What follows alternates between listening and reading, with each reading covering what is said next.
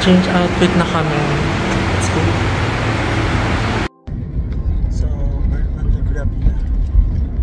Wala pala dun yung ano. Wala palang bus station. So, okay lang. Ayun, papunta na kami bus station. Ang ganda dito. Para siyang ano, SLX may Skyway. Pero hindi. Ano siya? Sobrang ibang level sa atin. So, we got our ticket. So, kaya dito.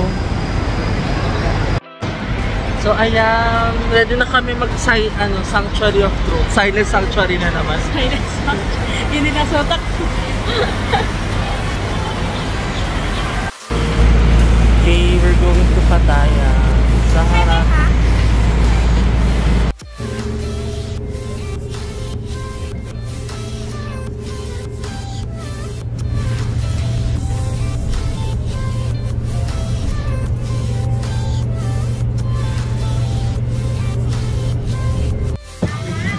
So ayun, time check, 9:46. Parang 3 hours din yung biyahe. Pagod na ka. God. Ayan. Ganda. Pero parang busy street pa rin siya. Kasi wala pang kain. Hanap kami ng kakainan. Lalaki na mga daan nila dito, no? Ang dami ring Almira. Hindi lang kami ng Bolt.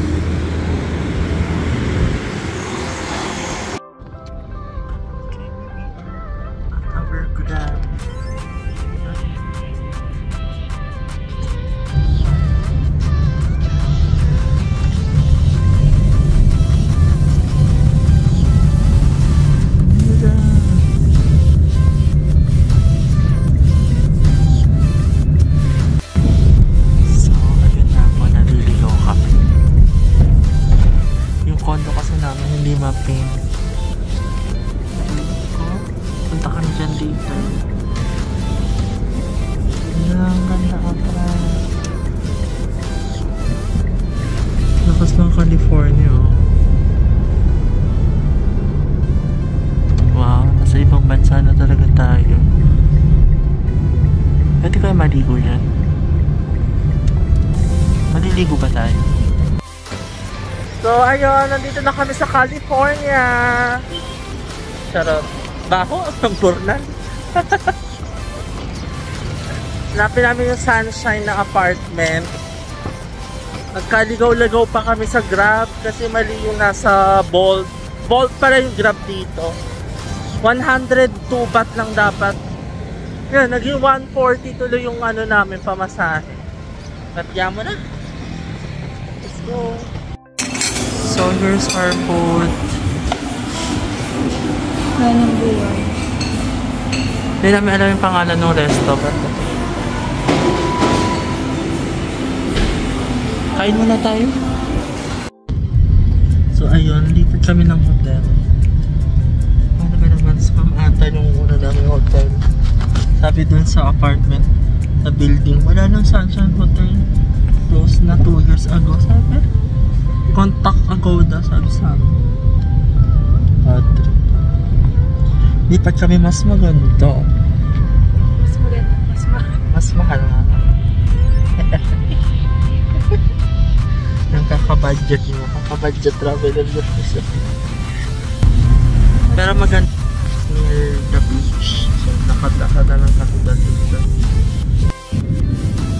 Okay, we're on our way to Sanctuary of Truth.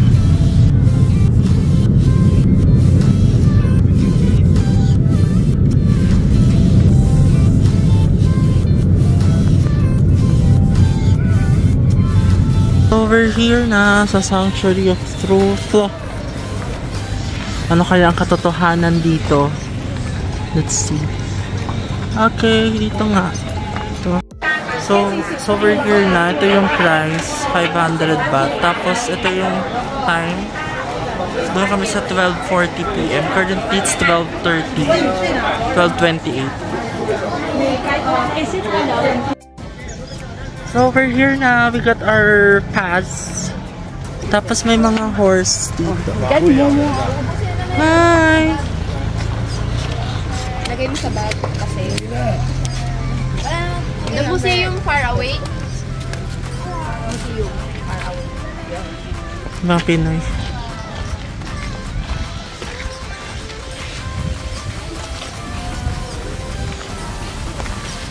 ₱500 guys. Pero din sa Klook, pero we opted to buy here na lang kasi pang withdraw na lang namin. I-withdraw na lang namin yung ano. Pero kayo, go na sa Klook, mas mura ng ₱100. Okay, we're here na sa Kinemerut. Sa waiting area.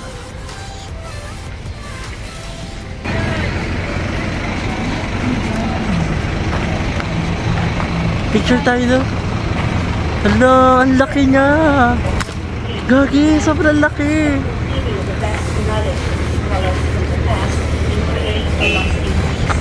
This is the real home with the great sun.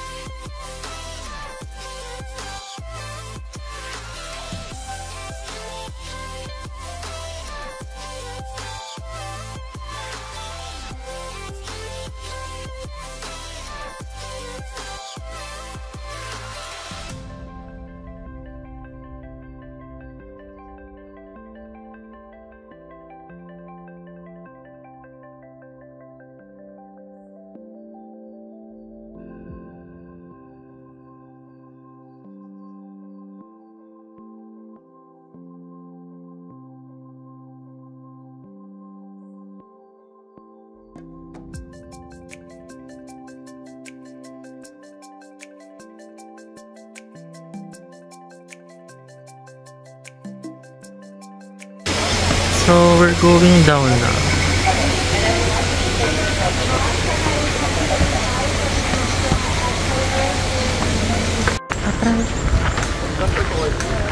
So, we got our protective helmet na. Ready na mag-construction worker. And also the decoration. Once everything is done and complete, it will be displayed right away inside the center of it. And that will be Alright.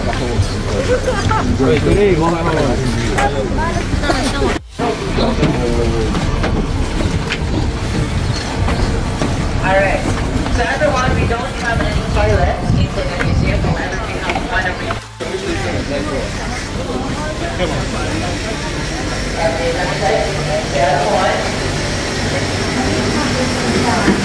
Alright. And also noisy most of the times, but it's rare for you to see traditional process like all these ones. Because all the artwork, carvings, sculptures, and decorations inside and outside the museum, everything are made entirely by hand. You can notice over here, artwork and art are using different kinds of chisel and hammer as their tools.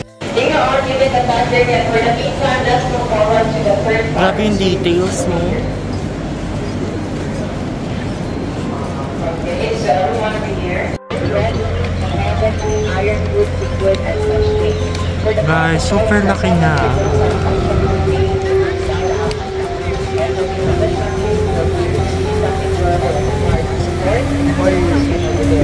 And if you also notice here, the structure has different.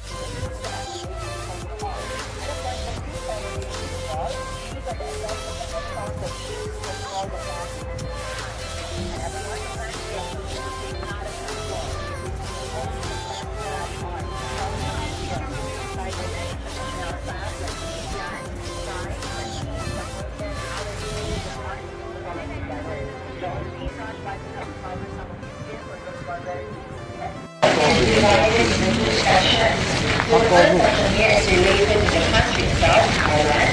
And over here, this is related to India. And the Indian art here will show us all the story and Ramayana epic. You can notice over here it is decorated with Karanata jar. And inside the jar are bunches of flowers and leaves with holy water, which represents the wealth, health, beauty, faith, and culture. Elephant, kawawa naman. And it's like carving.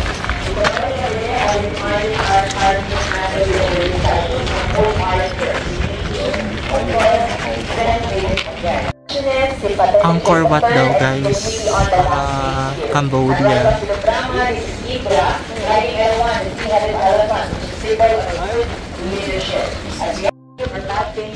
others, thinking, or even saying it as well.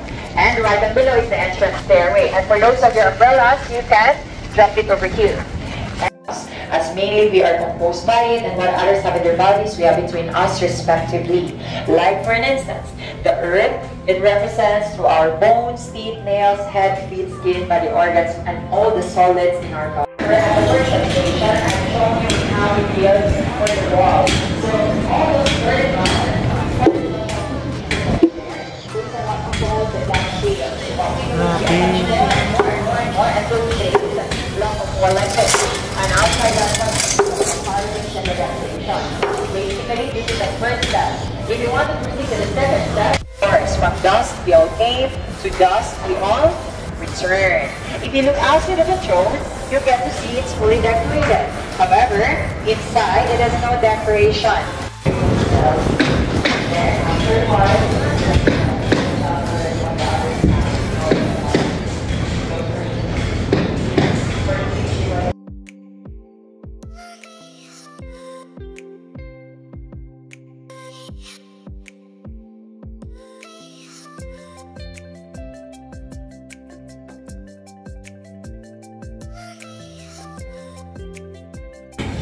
So ayun, dahil na kami ang picture-picture ni Afran. Basta naman, ano masasabi mo sa temple, Sanctuary of Truth? Okay lang. Ganda. Galing no? Galing pagkagawa. Alam mo yung ganito sa Philippines. Char. Nalobat na kami, so mag-video picture-picture na lang to. Tapos, hindi pa kasi kami, so magbo-vault pa kami. So kailangan namin ng vault, ng charge ng phone. Okay, later. exploring inside here in the museum. And by the way, if you want to check out the beautiful spots for photos and videos, we have the photo album over there. You can check it out. And so ayun, naka-exit na kami. Sure. Very nice photo. Thank you. Go. So we're done taking photos there. Ito pala, maraming mga fountains. May mga boat. Elephant. Bili na tayo. Inumin. Bili na kami inumin. Then uwi na rin kami. So ayan, ganda ng mga pictures namin. So we ordered this one, 30 baht. Kasama yung ice 40 baht. So 80 baht total. How's the taste? Refreshing. With the view of this lake.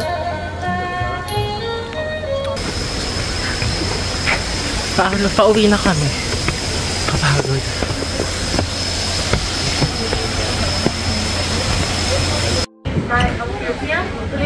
Ito yung explanation. Research na lang.